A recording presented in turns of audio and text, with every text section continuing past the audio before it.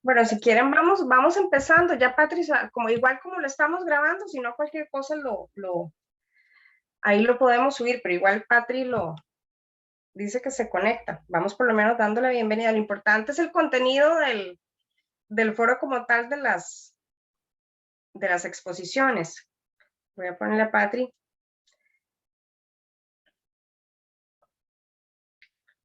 Y transmitís. Bueno, vamos a ir. Mira, doña Aide se había salido.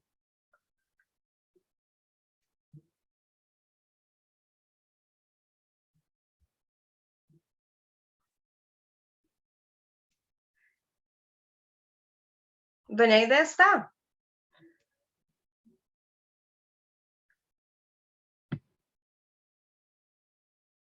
Yo creo que ahí está. Sí, ya ahora sí. Es que creo que se había salido del Zoom. Bueno, ahí vamos empezando. Ya Patri se va a conectar mientras tanto para ir haciendo la conexión. ¿Me escuchan? Sí, perfecto, doña Aide, la escuchamos. Bueno, buenas noches.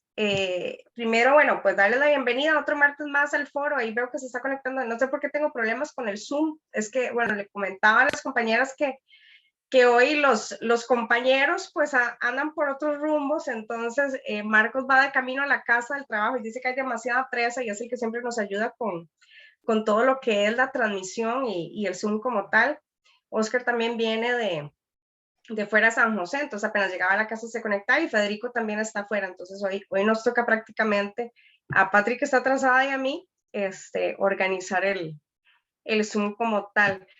Lo más importante de este Zoom, tal vez para poder aclarar, es que no tiene nada que ver con lo que es el plan de gobierno, ni el tema de género, ni la mesa que se presentó hace poco. Nosotros, igual el año pasado, por estas fechas, hicimos un Zoom parecido con los temas, porque el jueves 25 de noviembre es el Día contra la Violencia a las Mujeres. Entonces, por eso es este foro, por eso es el contenido que le queremos dar, más allá de lo que sea campaña política o más allá de información del plan de gobierno como tal. Entonces, eso sí lo queremos dejar clarísimo. Y como siempre, tenemos muchísimas compañeras que son expertas en estos temas, grandes profesionales, y yo creo que lindísimo que nos acompañen hoy, cada una en su rama. Tenemos a doña Katia Brenes, que ella es abogada, máster en Relaciones Internacionales y máster en Estudios de Género, estudiante de doctorado de la U, Rey Juan Carlos de Madrid, profesional especialista del INAMU, formó parte de la Juventud Liberacionista del Cantón de Poás, delegada nacional del PLN en 2 ocasiones y delegada provincial en Alajuela. Y actualmente es miembro del TED, del Tribunal de Ética del Partido de Liberación Nacional. También tenemos, bueno, nos iba a acompañar doña Janet Carrillo, pero por motivos de fuerza mayor, porque su madre está pues con problemas de salud, no se pudo conectar el día de hoy. Tenemos también a doña Isabel Cascante, que es licenciada en psicología con énfasis profesional especialista en violencia de género, tiene una maestría en gerencia de políticas y programas sociales y con una trayectoria de más de 20 años en derechos humanos de las mujeres. Y tenemos también a doña Aide Hernández. Doña Aide es egresada del doctorado en Derecho Administrativo, licenciada en Derecho, abogada en Notaría Pública, licenciada en Enseñanza de las Ciencias con énfasis en Biología, Química y Física. Tiene un diplomado en Derechos Humanos y Mujeres, Teoría y Práctica, diplomado postítulo, Cómo liderar en clave de género, un diplomado en especialización en Derechos Humanos de las Mujeres y un diplomado en promoción de las relaciones de género en equidad. Y actualmente es la jefa de la Dirección Técnica de Género de la Asamblea Legislativa. Así que bienvenidas a todas y gracias por conectarse. Les decía antes de empezar el foro que como siempre cada una tiene 12 minutos para poder exponer sobre su tema y arrancamos con doña Katia. Tus 12 minutos a partir de ya. Muchas gracias, Adriana. Y muchísimas gracias a todas las personas que nos están acompañando esta noche. Gracias por la oportunidad para el foro PLN 2022 de propiciar estos espacios de conversación que son tan importantes, especialmente para tratar estos temas de género y las perspectivas, como hablábamos con ustedes hace un rato, las perspectivas y los desafíos en el tema de género para los próximos años, ¿verdad? En contextos tan complejos como los que estamos viviendo. Primero, después de ese agradecimiento para Adriana y para los compañeros, ¿verdad? Porque todos los martes siempre tenemos este refrescamiento en temas de diferente índole, ¿verdad? No solamente en temas de campaña. Y eso es importante porque la política también debe ser espacio de crecimiento, de análisis, de compartir, ¿verdad? Ideas y de análisis, especialmente de los temas de trascendencia nacional. Primero me gustaría poner sobre la mesa algunos datos, ¿verdad? Recientes, como para más o menos ver cómo está la situación y qué nos dicen en temas relacionados con las mujeres, específicamente cómo estamos actualmente. Recordemos que en nuestro país, desde hace ya algún tiempo, viene presentando una crisis y una situación económica, fiscal y social que obviamente se agravó en el contexto de la pandemia COVID-19. Todavía no tenemos estudios profundos del impacto de la pandemia, ¿verdad? Pero con lo que vamos estudiando y con lo que se va a reforzar a futuro, es muy probable que también reforcemos que hay impactos diferenciados para las mujeres en este tema. Con la crisis mencionada, ¿verdad? Económica y aumentada por el COVID-19, pues se agudizaron esos nudos estructurales de la desigualdad de género que provocan en muchos casos retrocesos enormes en la sociedad costarricense y en la sociedad en general. Entonces, aquí encontramos el primer desafío, ¿verdad? Es revertir esos impactos. Como en los próximos tiempos post pandemia, en un tema de reconversión económica, de reactivación económica y social, vamos a tener que revertir también estos retrocesos en materia de igualdad.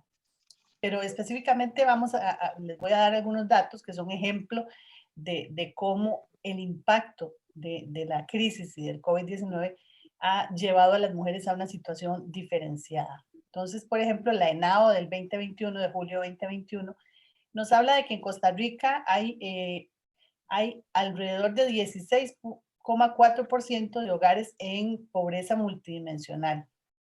Esto significa que hay 273,000 familias en pobreza multidimensional. En el 2020, esta cifra era de 257,724, o sea, hubo un aumento de pobreza multidimensional en las familias costarricenses de 16,186 familias. En este porcentaje de familias hay un 42,9% que tienen jefatura femenina. Y según la encuesta continua de empleo, que viene de junio a agosto del 2021, en Costa Rica hay 402,000 personas desempleadas. De este porcentaje, 187,000 son hombres y 215,000 personas son mujeres. Según la OCDE, con los datos de ingreso de Costa Rica, la OCDE, el desempleo en Costa Rica en el 2018 era de un 5%. En el 2020 ya rondaba el 18%. Vean ustedes la diferencia en apenas prácticamente 2 años.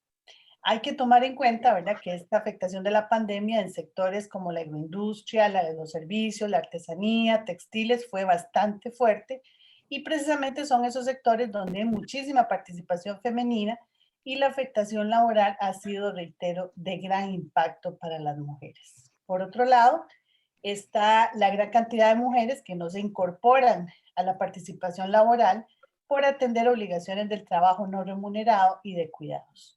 Aquí es muy importante señalar y hablar de la atención del Estado al tema de los cuidados. En Costa Rica se dio un paso importantísimo en el 2007 al incorporar en la PIEG, en la Política de Igualdad y Equidad de Género, el tema de los cuidados y la corresponsabilidad social de los cuidados en el objetivo 2. Y más importante fue en la administración de doña Laura Chinchilla, la promulgación de la Ley 9220 de la Red Nacional de Cuidado. Esto ha sido fundamental porque ha sido un paso importante a nivel regional para fortalecer no solamente la atención en los cuidados, sino para posicionar el tema dentro de la estructura social institucional. Pero debemos fortalecer estas iniciativas. Y este es otro desafío y otro reto importante. Debemos fortalecer estas iniciativas reafirmando el principio de universalidad para el acceso a los servicios de cuidado y salirnos de las líneas de pobreza, los quintiles 1 y 2, y dar alternativas a los hogares y a las mujeres que no pueden pagar una alternativa de cuidados privada, pero que podrían participar en sistemas de copago o pagos escalonados. O sea, el sistema tiene que abrirse. No podemos seguir generando lo que yo llamo un círculo perverso y que en la economía de los cuidados es llamado el círculo vicioso. Entonces debemos pasar de ese círculo vicioso al círculo virtuoso. ¿Esto qué significa? Significa impactar el sistema educativo, generar y articular empleos para mujeres y obviamente esto le genera beneficios económicos al Estado. La inversión en los sistemas de cuidado definitivamente genera, es un rédito para los sistemas sociales, pero además genera un círculo virtuoso de redistribución y reducción del trabajo de cuidados no remunerado, promueve fuentes de trabajo para apoyar el crecimiento económico y la minimización de la transferencia intergeneracional de la pobreza, aumentando la inclusión y la movilidad social. Esto es sumamente importante porque en los próximos años se tienen que generar acciones de corresponsabilidad que incorporen a las familias, a la sociedad, a los gobiernos locales y a la empresa privada, y hay que avanzar e incorporar el tema de los cuidados a los modelos de desarrollo y garantizar la sostenibilidad de las familias y de la sociedad costarricense. Y repito, cuando hablemos de reactivación económica, tenemos que hablar de reactivación social. Y en esto, incorporar los temas de cuidados es desfamiliarizar el tema de los cuidados e incorporarlo al desarrollo social y económico de Costa Rica. Es fundamental definitivamente entender que se debe reforzar la agenda de género, ¿verdad? Y generar reducciones de brechas, generar políticas que incidan en la eliminación de los nudos críticos, como les dije antes, esos nudos críticos estructurales, ¿verdad? Que propician esas brechas y que en muchos casos tienen como detonante la pobreza y el estancamiento social. La mujer no puede seguir siendo la cara de la pobreza, debe ser parte del desarrollo económico y social del país. Incorporar la perspectiva de género significa visualizar al 50% de la población en los temas de inversión económica y social, en infraestructura, en el tema de salud, en el tema de seguridad pública, etc.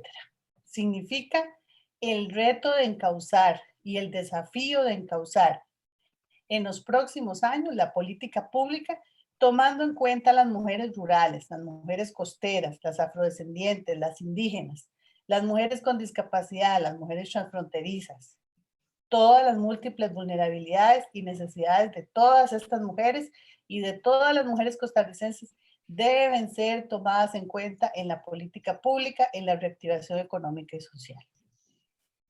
En el tema de salud, me parece que vamos a tener un reto muy importante que no ha sido analizado a profundidad o que no ha sido abordado a profundidad.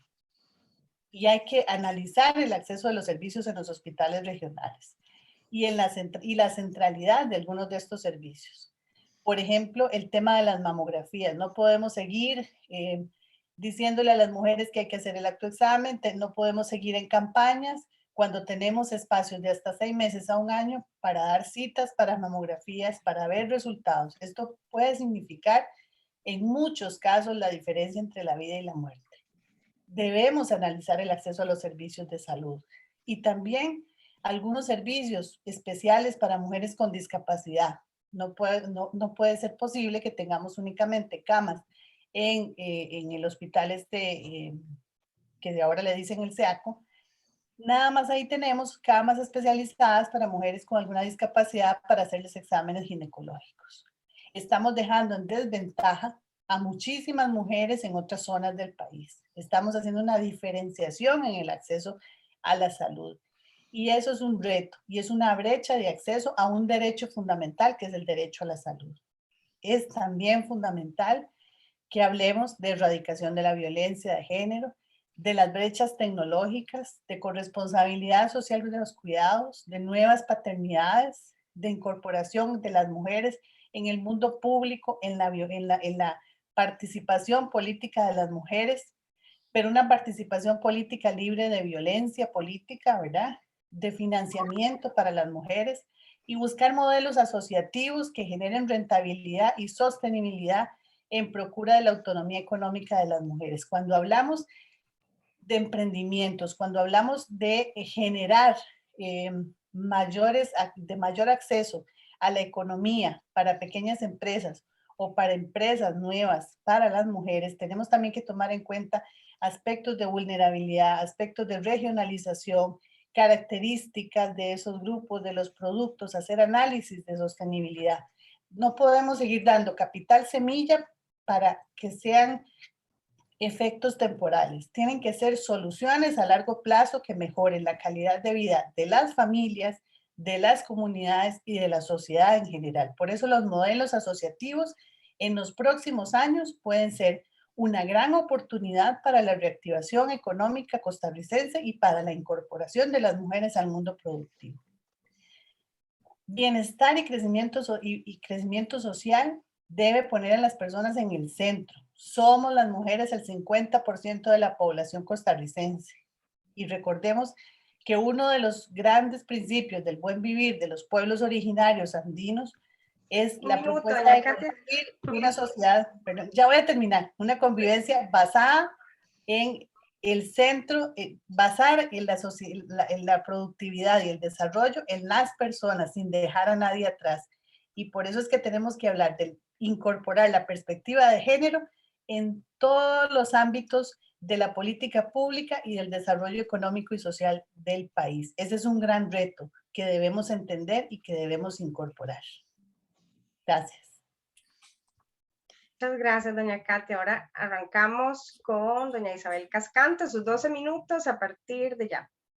Gracias, buenas noches. Agradecer este espacio que todos los martes pues tenemos la posibilidad de capacitarnos y sensibilizarnos en los diferentes temas. Y mis compañeras de lucha y que seguimos en lucha, Katia y Aide, y a todas las personas presentes. En conmemoración, en el marco de la conmemoración de la eliminación de la violencia contra las mujeres, es necesario reflexionar sobre los retos y las oportunidades para el logro de la igualdad de género y asimismo erradicar la violencia. En el 15 de mayo de 2020, Costa Rica oficialmente se incorpora a la OCDE y ahí es donde se dice que tenemos que ver cuáles son esos rezagos que tenemos que enfrentar como país y está en lo que es la igualdad de género. Entonces vean ustedes que tenemos que enfrentar esas, como dijo Katia, dentro de los retos que yo pudiera decir que son muchos, pero para mí sería el principal es erradicar la violencia, ¿verdad? Si nosotros erradicaríamos la violencia, yo creo que los demás temas, las demás listas ya no tendrían que ser. Entonces, la erradicación de la violencia no es porque este país se antojó, sino porque hay convenciones, porque hay leyes que tenemos que dar cuenta. Además de la seguridad ciudadana, que es un factor primordial para las mujeres, ¿verdad? Que tenemos que dar cuenta. Muchas nos dicen, por ejemplo, desde lo cotidiano, ¿y por qué las mujeres no caminan solas o por qué las mujeres no van al baño solas, ¿verdad? Esas son cosas tan pequeñas, tan cotidianas, que es porque siempre estamos con temor. Además de lo que dijo Katia, ¿verdad? La tasa de desempleo de las mujeres, que es más el doble que los hombres. Ustedes saben que 13 horas fue lo que aumentó ahorita en la cuestión de la pandemia con el teletrabajo. Entonces, las desigualdades entre hombres y mujeres van en crecimiento y esta es una crisis mundial que tenemos que enfrentar. Además de la carga desproporcionada de trabajo doméstico, que además no es pagado y que recae principalmente en las mujeres y en las niñas, el 2% tienen más las mujeres el trabajo doméstico y que además no es pagado. Eso es terrible, ¿verdad? Las brechas profesionales, el 57% son las mujeres que tienen los mayores títulos profesionales y el 38% son las mujeres que son las que están trabajando. Solo el 38%, eso es alarmante, ¿verdad? Que las mujeres estamos más preparadas, pero no somos las que estamos más empleadas. Lo que es, que ahora yo sé que Aide va a referirse un poquito, ¿verdad? Lo que es el acoso y el hostigamiento sexual, tanto a nivel laboral como a nivel político, pero eso no es solamente decir que es un acoso político, sino lo que significa para la vida de las mujeres, el perder el trabajo, el estrés, la ansiedad, porque se vuelve parte la violencia contra las mujeres en lo que es la salud pública, y es lo que tenemos que venir trabajando. Lo que tiene que ver, como lo dijo Katia, con respecto a la corresponsabilidad social de los cuidados, que se vuelve una corresponsabilidad económica, que también existen desigualdades en cuanto al ingreso geográfico y por género. ¿Qué significa eso? Que no es lo mismo la zona rural que las zonas urbanas y que los servicios de atención, como lo estaba diciendo Katia, son limitados. Eso también es una de las grandes brechas con las que estamos. Entonces, yo sé que hay muchos retos, demasiados, pero como ya también Katia los mencionó, no me quiero quedar acá. Más bien, como parte de estas oportunidades que nosotras queremos visualizar, es que frente a todos estos datos que hemos venido diciendo, el compromiso que tenemos que asumir como país es asegurarnos que todas, pero todas las políticas, absolutamente todas, incluye los presupuestos públicos, que esté atravesada por la perspectiva de género, como lo dijo Katia, pero también con la perspectiva interseccional. Debemos ir más allá de unas cuantas políticas sobre las mujeres, debemos asegurarnos de que todas las políticas públicas partan del reconocimiento de las particularidades que enfrentan las mujeres, pero además de las particularidades de estas que enfrentan según la condición social, dónde vivan y si han tenido educación o no. Sabemos que la pandemia, esto va a pasar a la historia, ¿verdad? Como más de los críticos de una historia moderna del país, porque es un país moderno, pero también yo coincido que es el momento perfecto para tomar decisiones urgentes que han sido aplazadas por décadas, en la línea de aplicar, de potenciar las políticas públicas enfocadas en la igualdad entre los géneros, en reformar las estructuras institucionales que se requieren para avanzar en ese aprovechamiento de ese momento poblacional. Si no se dirigen acciones específicas, yo les digo que si eso se dirige, pues nos van a favorecer en recuperación del empleo femenino. ¿Y sé por qué? Porque es un sector que si no es 50-50, pues es una población que, mayor, y vean ustedes que son mujeres más profesionales, ¿verdad? Un 57%. Entonces, para lograr generar un aprovechamiento de lo que queda de la división de género es primordial. Fortalecer los mecanismos que aportan y que van a minimizar las barreras sociales que se interponen en una lucha de las mujeres para acceder a puestos de trabajo de forma equitativa. En este sentido, es fundamental el reconocimiento de la producción y el consumo de los servicios que no son pagados, pues inevitablemente lo tenemos que trabajar. La otra es promover la inversión pública en servicios de atención de la violencia contra las mujeres, como lo dijo Katia, poniendo énfasis en la inversión regional, local y a nivel nacional, y que no se quede en el gran área metropolitana todos estos servicios de atención. Asimismo, tenemos que fortalecer acciones dirigidas a disminuir brechas para garantizar el proceso de la atención de las mujeres según las necesidades especiales por edad, por etnia, por condición migratoria, de contexto, por orientación, por identidad de género, adoptar también todas las medidas adecuadas para derogar leyes, reglamentos, usos o prácticas que constituyen una discriminación contra las mujeres, ¿verdad? En el cumplimiento de qué, no es que se nos antoja, sino que tenemos que dar cumplimiento a las convenciones y a la OCDE que nos están diciendo para poder ser un país de desarrollo. Además, invertir en una encuesta nacional. La última encuesta que se hizo hace más de 15 años, y es fundamental hacer una encuesta nacional sobre la violencia contra las mujeres, que esto nos va a permitir contar con los datos actualizados sobre su prevalencia e impacto de las mujeres, atendiendo lo que es la diversidad, como lo digo, la hectárea, la condición migratoria, porque esas mujeres migrantes hoy en día son las que trabajan como empleadas domésticas, que si nosotras bien las capacitamos pueden tener un seguro y es un bien para el país. lo que es con la condición de etnia, con la condición del contexto, lo que es también lo que he dicho, la identidad de género. Entonces, tenemos que procurar acciones afirmativas que garanticen la seguridad ciudadana de las mujeres en su diversidad, pero además tenemos que construir alianzas en favor de una ética social de respeto e inclusión, como lo dijo Katia, que reconozca la condición de discapacidad como parte de la interseccionalidad de discriminación y violencias contra las mujeres, pero además que procuren la eliminación de las barreras que impiden esa inclusión y que no se vea que gracias a la empresa, gracias a la organización que le dio el 10% a esa inclusión de las mujeres o hombres con discapacidad. Necesitamos que sea un sistema solidario, un sistema que pueda incluir la mayoría de personas, porque son profesionales. Una discapacidad no es una limitante. Además de procurar por la protección efectiva y el acceso a la justicia oportuna para las mujeres migrantes. Como les digo, las mujeres migrantes hoy en día es parte de la sostenibilidad de este país y no podemos tapar el sol con un dedo. Además de sobrevivientes de tentativas de femicidios, que tenemos que trabajar en eso. Por lo menos el reporte de mujeres tentativas de femicidios, si no es un 95%, porque también invisibilizan el que están con tentativas de femicidio. No, simplemente fue que me puso la almohada en la cara, pero no pasó a más. O, ¿cómo se llama? Quiso ahorcarme, pero ya no. Es que cuando está borracho. Esas son las cosas que tenemos que ir trabajando, capacitando y sensibilizando a las personas jóvenes para que vayan reconociendo esas violencias contra las mujeres. Obviamente que tenemos que trabajar todo lo que es el trabajo con la trata de personas. Esto Costa Rica es uno de los grandes pasos que tenemos, que verdad que migran, que van hacia Estados Unidos, pero ¿qué es lo que está pasando? ¿Qué estamos haciendo como país?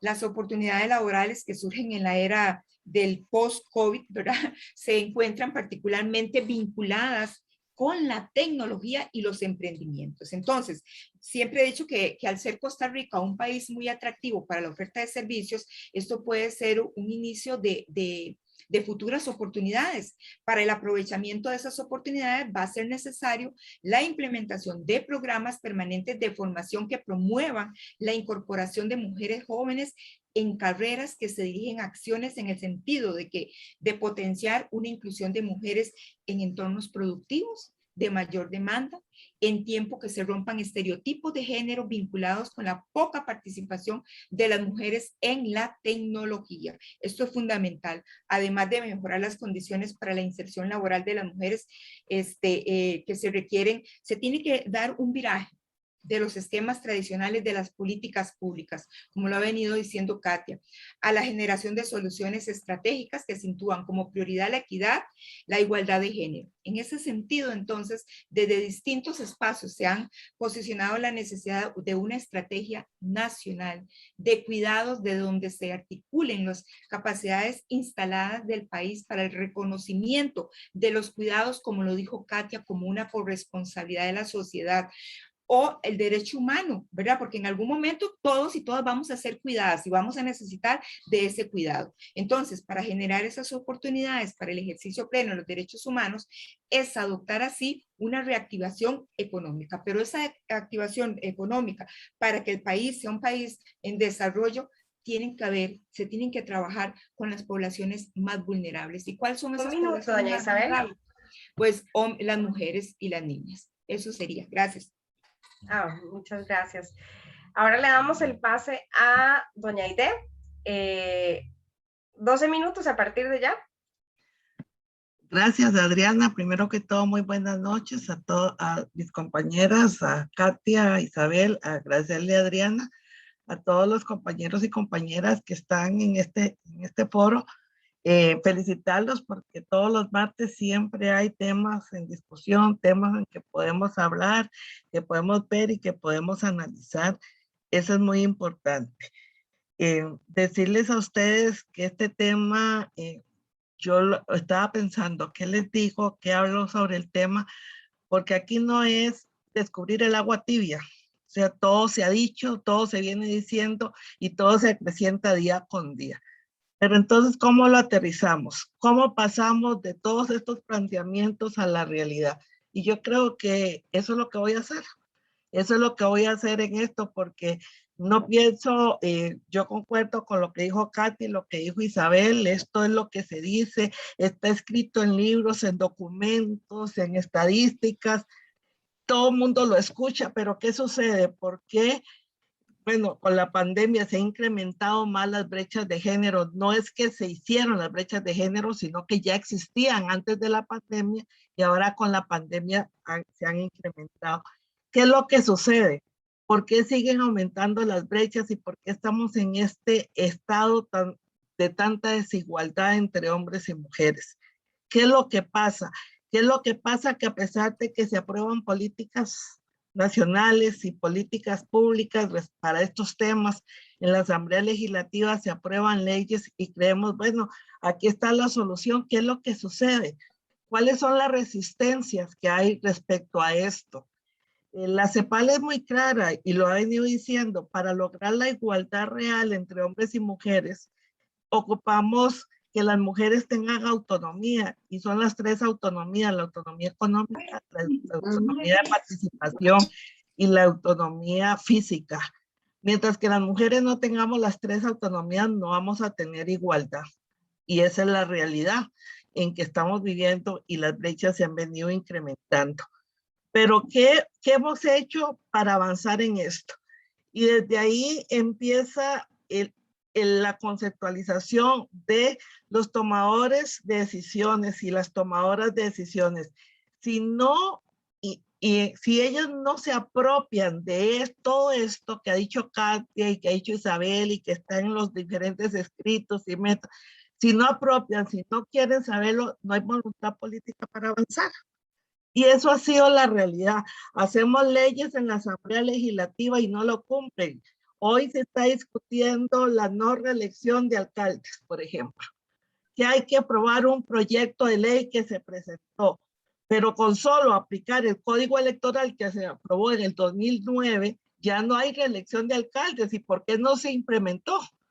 ¿Por qué no se implementó el código electoral con tal? Con solo aplicar la paridad con la alternancia, como dice el código electoral, no hay necesidad de un proyecto de ley para modificarlo.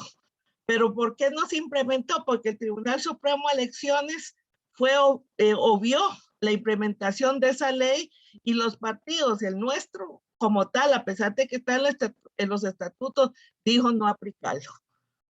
Entonces, ¿cómo estamos? Tenemos un código electoral que establece en el artículo 52 que la contribución estatal es para formación y capacitación en época electoral y no electoral. Y se establece claramente en el artículo 52 que los partidos políticos tienen que dar temáticas como derechos humanos, participación política, gestión pública con perspectiva de género. Todo lo que es empoderamiento, todo esto hay que darlo. 12 años después todavía no se está dando estos temas. Entonces, ¿y por qué fue que se incluyó en el Código Electoral esto cuando lo redactamos y fue aprobado por los señores y las señoras diputadas?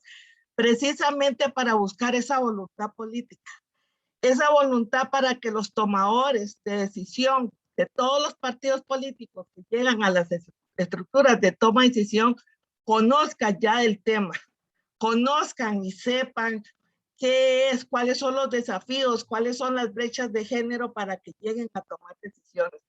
Pero mientras que eso no se haga, siempre van a seguir llegando personas en las estructuras de toma de decisiones que hay un desconocimiento de toda esta temática, porque pueden dar discursos. En discursos son fabulosos, ¿verdad? Porque todos dan discursos, todos hablan de todas las brechas, de todas las necesidades, pero a la hora de aprobar, a la hora de aprobar políticas públicas, a la hora de implementarlas, ahí está la cruda realidad.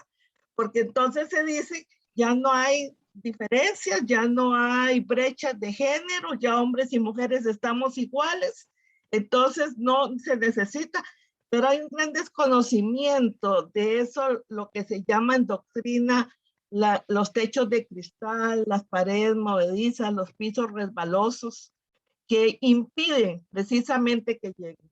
Por ejemplo, ¿por qué las mujeres no llegan a los puestos de toma de decisiones?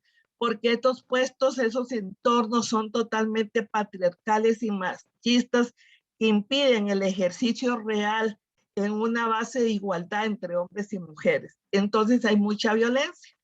Logramos la aprobación de varios proyectos de ley para que haya paridad en Costa Rica. Hay tres leyes, como en ningún país, que promueven la paridad en organizaciones sociales, paridad en el Banco Popular, paridad en el Código Electoral.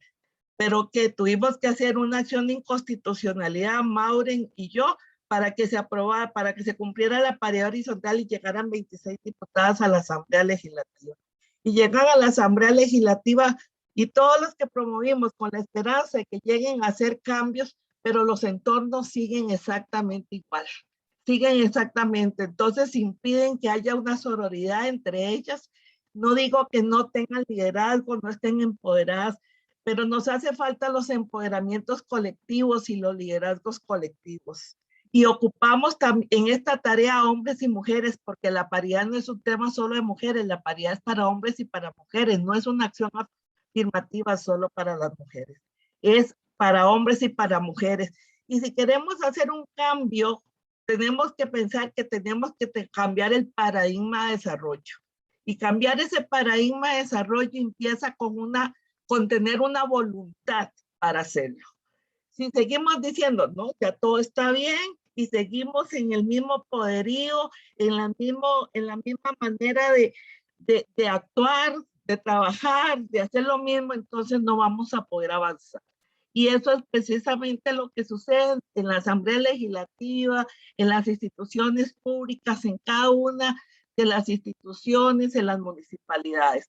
Si llegamos a hacer lo mismo, esperamos y creemos que los hombres y las mujeres que llegan a los puestos de toma de decisión tienen que hacer cambios y tienen que hacer cambios reales. ¿Y cuáles son los cambios reales? Es decir, que si aquí para atrás no se ha logrado esa igualdad, algo está pasando y tenemos que cambiar el entorno. Se debe apropiarse de todas estas herramientas. Tenemos que apropiar. Sabemos que en esta semana, que es la semana en que se conmemora el Día de la No Violencia contra las Mujeres, pero hay una violencia cotidiana permanente los 365 días al año. Hablamos de estos temas de igualdad de género y saltan muchas personas, hombres y mujeres, en contra del tema.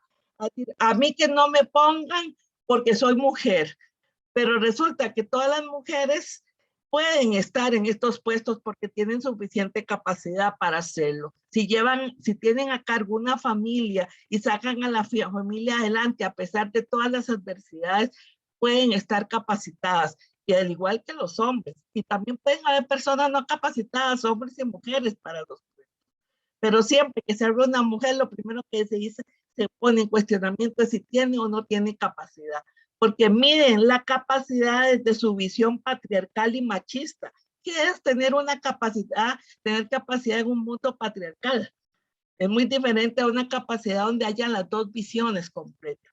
Desde el 2002, las diputadas lucharon para que las mujeres fueran también integradas en las diferentes comisiones de la Asamblea Legislativa, en hacendarios, en económicos y en jurídicos, donde solamente la conformaban hombres. La sala les dio la razón y obligó a que todas las comisiones deben tener mitad hombres y mitad mujeres, al menos igual que en el pleno del plenario.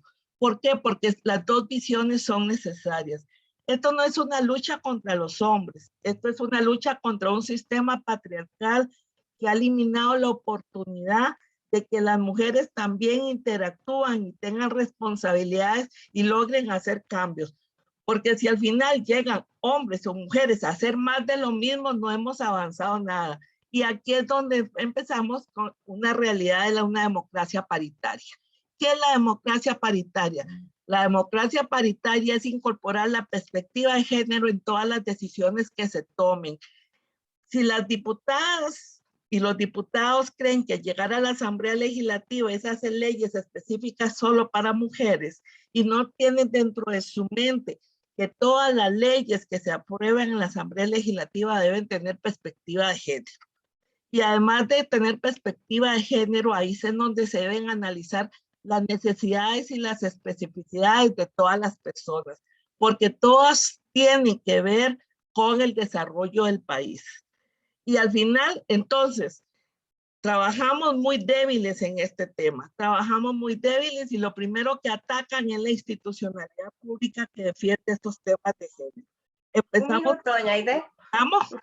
Ok, empezamos por el INAMO como las unidades técnicas de género, las oficinas municipales que son muy débiles y al final, entonces arañamos para que trabajen, pero quienes tienen el poder de la palabra y la decisión no están sensibilizados en el tema. Y ahí es donde tenemos que trabajar. Podemos aprobar un montón de leyes. Ahorita estamos con la ley de violencia política, que es muy importante para el ejercicio de lo que viene a las nuevas autoridades, porque existe violencia política continua, pero si no estamos comprometidos a llegar a hacer un cambio, nada podemos realizar en el tema. Y desde ahí tenemos que empezar a ver, esto es una lucha de hombres y mujeres para que tanto hombres y mujeres tengamos beneficios en igualdad, pero también tengamos responsabilidades en igualdad. Pero todo empieza desde adentro. Si yo no me apropio de esto y yo no quiero hacer cambios, no lo hago. Y desde ahí es la decisión política. El cambio de paradigma tiene que hacerse a partir de este momento. Hay muchas cosas escritas, pero si no decidimos hacerlo, no vamos a avanzar. Muchas gracias, doña Aide. Yo quiero, bueno, Marcos, bienvenido. Qué dicha que te uniste. Fatal la presa, Marquitos, a la casa. Muy buenas noches, muy buenas noches. Venir de Belén hasta Cartago es a veces casi imposible. Y te pido disculpas por el atraso. No, va bien, gracias. Vieras que quiero romper un poquito, Marcos, la estructura que siempre llevamos porque tenemos a dos candidatos a diputados conectados.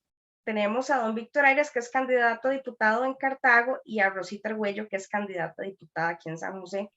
Y es que me gustaría darles un par de minutos a los dos para que nos hablen un poco de cómo visualizan ellos, por ejemplo, el tema que acaba de hablar doña Aide, que es muy importante, todas las leyes que se han estado aprobando, pero también lo que está quedando pendiente. ¿Cuál es la visión que tienen ellos con respecto al trabajo que se puede hacer con la próxima fracción legislativa? Entonces, don Víctor, no sé si está por ahí, tal vez para que nos dé ahí un par de minutos y aprovechar que está aquí con nosotros. Sí, claro, buenas noches a todas y a todos. Un gusto compartir una vez más este ratito tan importante como lo han dicho. Sí, en realidad ese tema es un tema importantísimo porque a través del tiempo se han venido aplicando o aprobando muchas leyes al respecto, pero a veces en la práctica no lo vemos, ¿verdad? Hoy vemos cómo hablaban ahora, por ejemplo, el desempleo en las mujeres, y a pesar de su preparación, cuánto porcentaje hay de mujeres desempleadas y toda la perspectiva en cuanto al problema de desigualdad, ¿verdad? Yo por lo menos, de mi parte y a través de la oficina de mujer de la mujer de la municipalidad del Guarco, hemos tratado de implementar al máximo la normativa existente para fomentar la igualdad. Yo pienso que desde la Asamblea lo que deberíamos hacer en su momento y los que podamos llegar o los que puedan llegar es como le dijera, la aplicación en máximo de esas leyes, la aprobación, pero que sean leyes que se puedan poner en la práctica, ¿verdad? Y que en su momento se genere alguna situación digámoslo, de castigo, por decirlo de alguna forma, en instituciones, principalmente las gubernamentales, con el fin de que se puedan fomentar esa igualdad y que sea real, ¿verdad? La situación, porque muchas veces vemos que existe esto, que existe el otro y que existe el otro, y sin embargo, no se ponen en la práctica. Por ejemplo, y lo pongo en ejemplo, por ejemplo, cuando usted ve a alguien botando basura en la calle, hay una sanción algunas leyes que dicen, pero si usted quiere aplicar esta sanción, ¿cómo lo hace y cómo debe hacerlo? Tal vez no está estipulado o no tenemos la claridad del caso para que esas cosas se puedan aplicar. Entonces viene siendo una realidad con este otro tipo de leyes en cuanto a la igualdad real entre hombres y mujeres, ¿verdad? Entonces yo siento que sería importantísimo definir esas situaciones de que lo que se apruebe se puede aplicar y con claridad, no simplemente dejarlo ahí como una ley aprobada. Muchas gracias, don Víctor, por ese punto de vista. Y Rosita, no sé si estás ahí. ¿Nos escuchás? ¿O dejaste ahí conectado?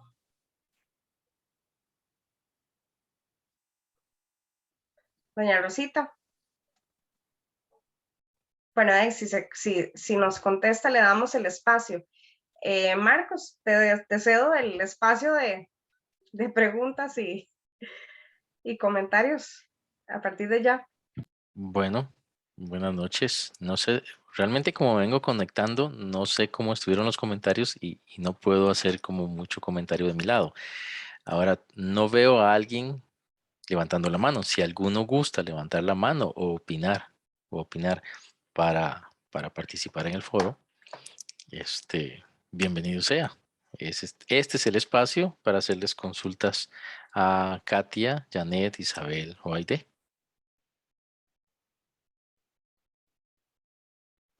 ¿Algún participante?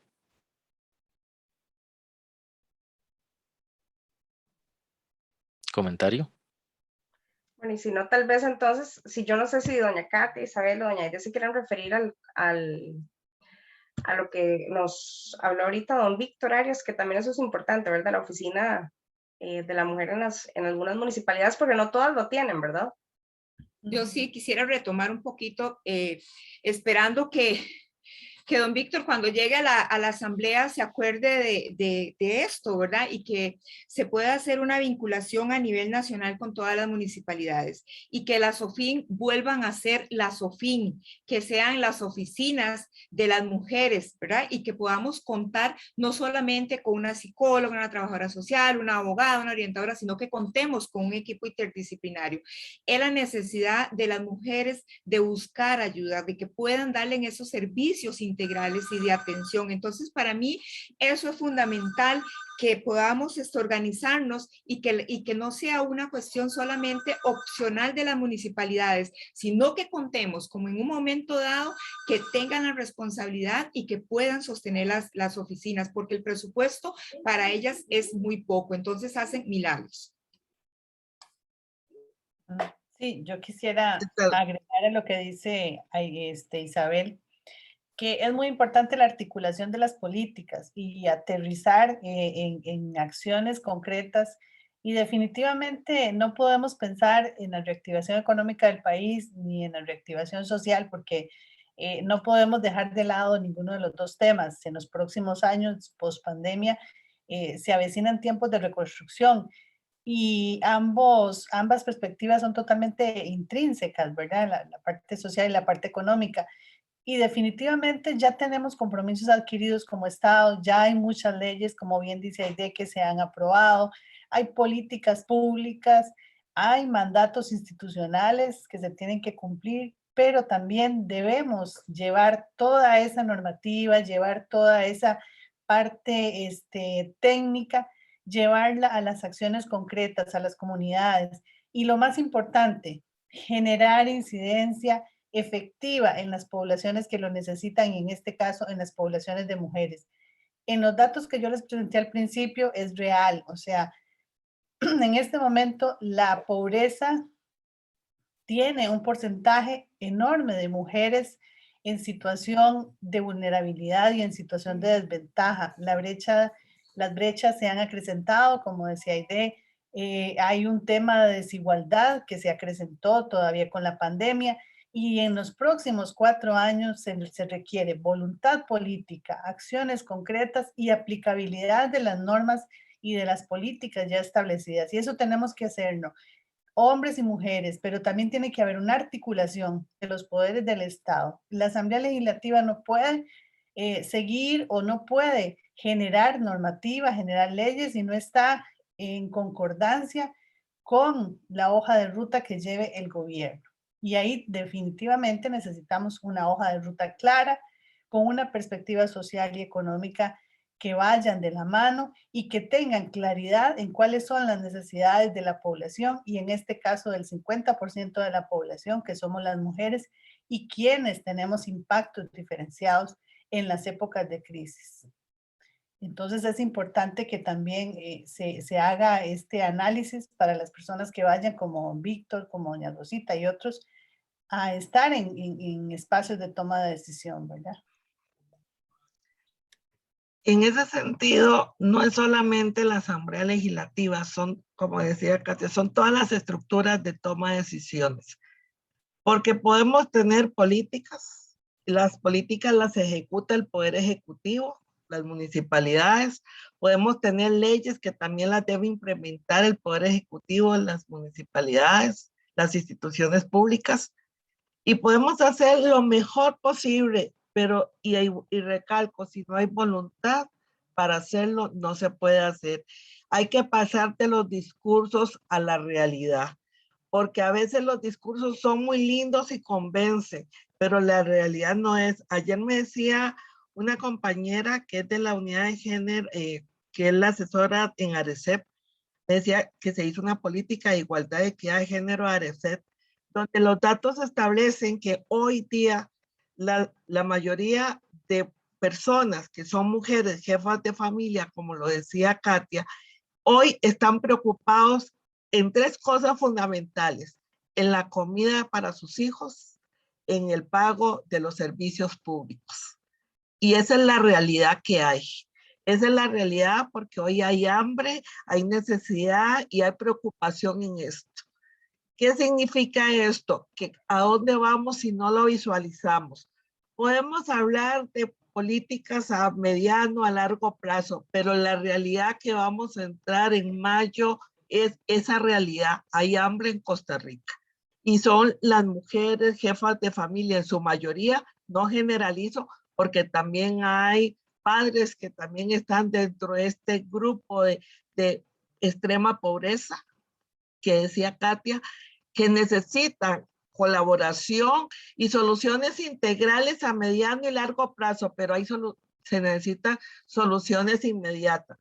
No podemos seguir hablando de potenciar las MIPYMES o las pymes y la economía, sabiendo que los emprendimientos de mujeres ni siquiera ni caen en la categoría de pymes y MIPYMES. Son unidades productivas que necesitan capital semilla y necesitan un acompañamiento permanente y especial, porque a veces la solución que ellas tienen no es la solución óptima para salir adelante y hay que darle un acompañamiento para nuevos emprendimientos. Pero entonces si se empieza a decir que solo pymes y MIPYMES, estamos dejando a la gran mayoría y son los emprendimientos de mujeres que son unidades productivas.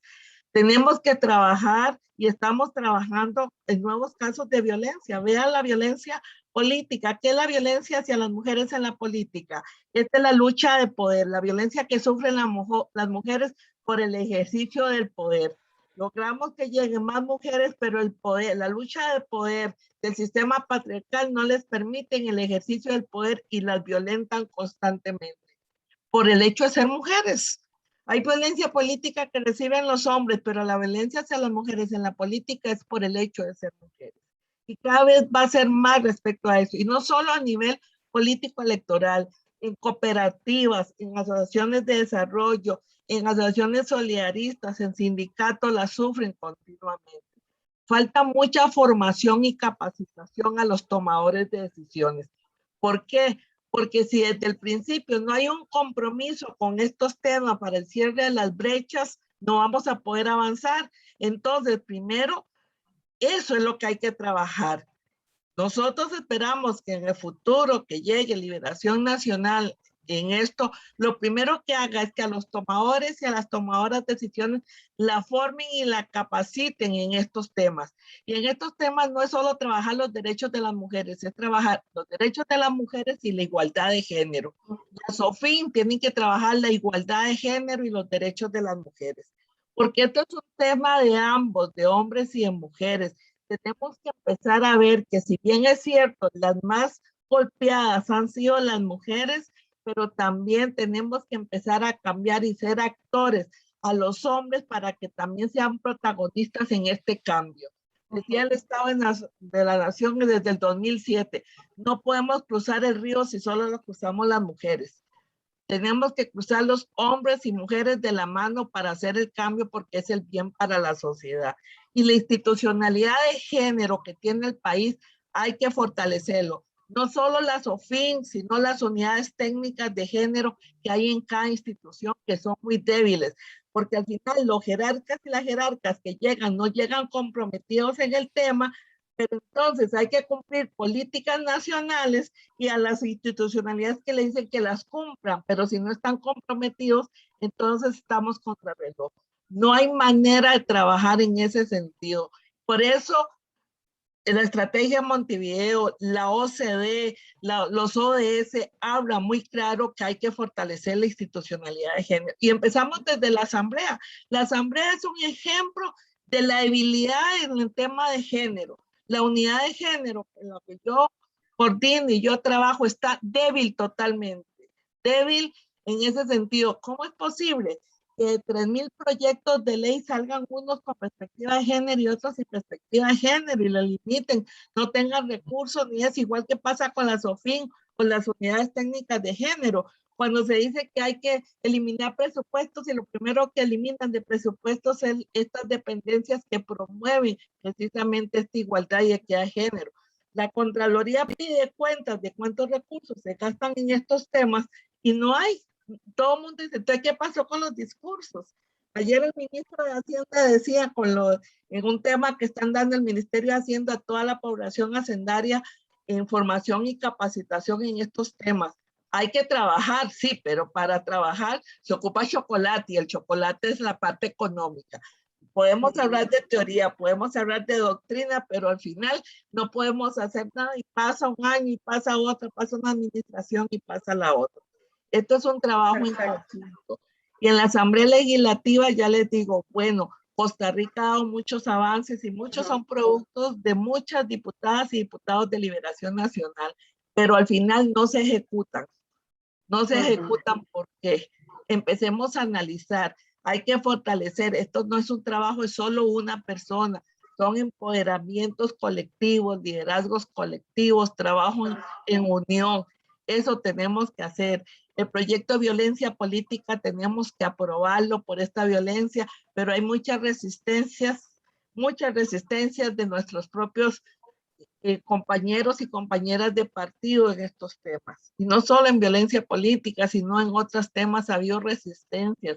Muchas diputadas han pasado por procesos de violencia por estar impulsando proyectos de ley continuos y constantemente, o las regidoras que están pasando, o vicealcaldesas que están pasando, y en organizaciones sociales. Entonces no podemos decir que apoyo todo y al final no lo hago. Y ese es mi llamado y la conciencia. Hay que fortalecer todo esto. Y los nuevos y las nuevas diputadas, hay esperanza de que lleguen con esta conciencia, se unan, trabajen, porque es en beneficio de todos, hombres y mujeres en la sociedad. Bueno, tenemos ahí a Manuel Barrantes que nos levanta la mano. Manuel. Muchas gracias. Buenas noches. Felicitaciones en primer término a las señoras y señores responsables del foro.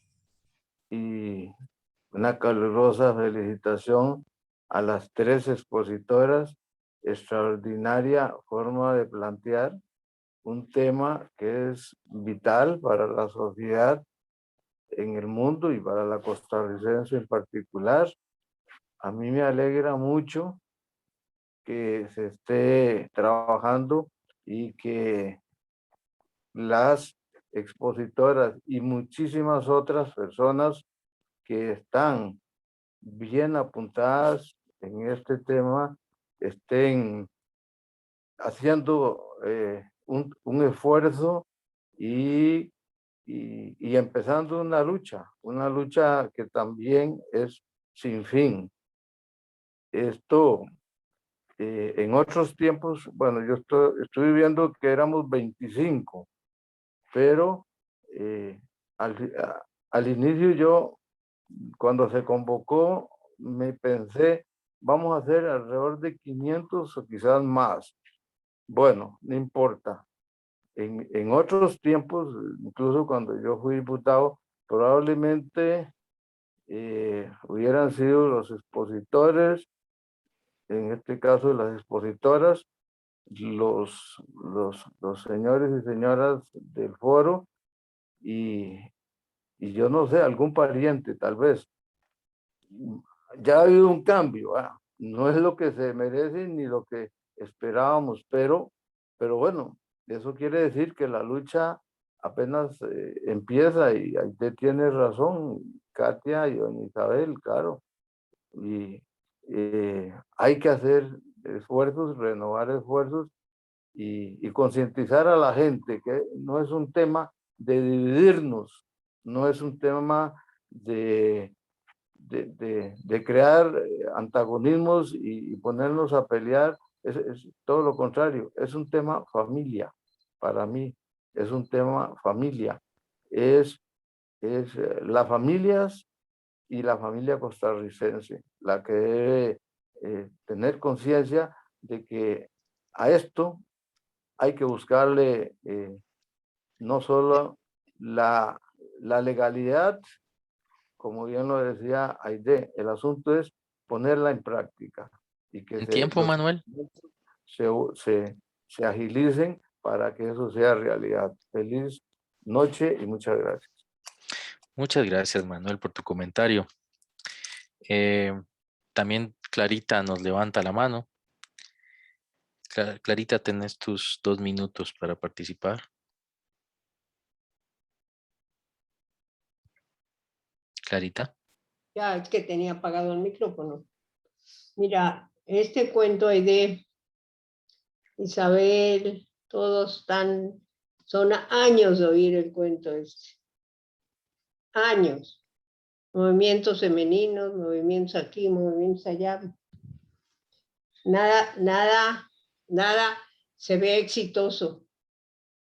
Aide, tú misma lo sabes. Isabel igual y Katy igual. Lo importante para mí es las mujeres.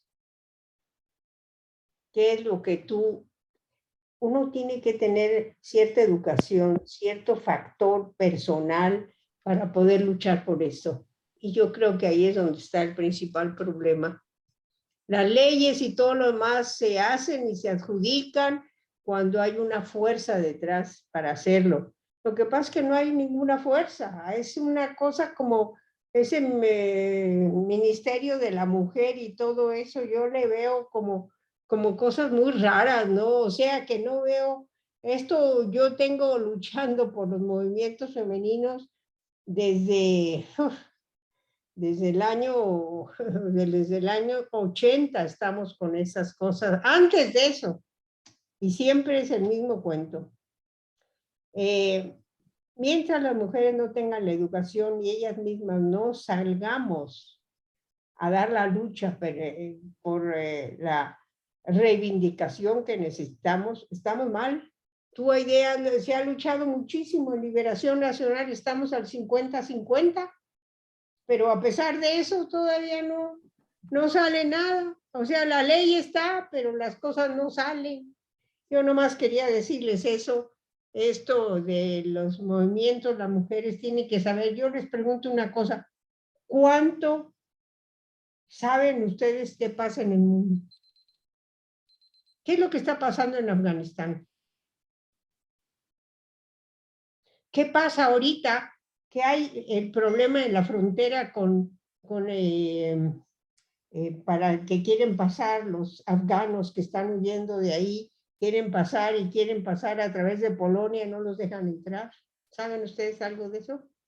O sea, tiene que haber un conocimiento general del mundo, tienen que saber qué pasa en China ahorita, qué pasa ahorita con el problema de Taiwán. Esa cultura general es una cosa que no depende si eres hombre o eres mujer, es un ser humano que tiene que saber. Y eso se concentran en cositas así chiquititas, ¿verdad? Perdón, ya quité hasta ¿verdad? En cosas tan chiquitas que a veces hasta así chiquititas, así que la ley, que la no sé qué, que no le dan la razón ahí. Ahorita hay montones de mujeres en la Asamblea Legislativa, ¿y qué hacen? ¿Han luchado algo por los movimientos? Nada, nada. Son puestas democráticamente esta y esta y esta. ¿Ah? Y ahora vienen igual, taca, lo que viene. Así es que ya estos son demasiadas luchas a nivel nacional al respecto.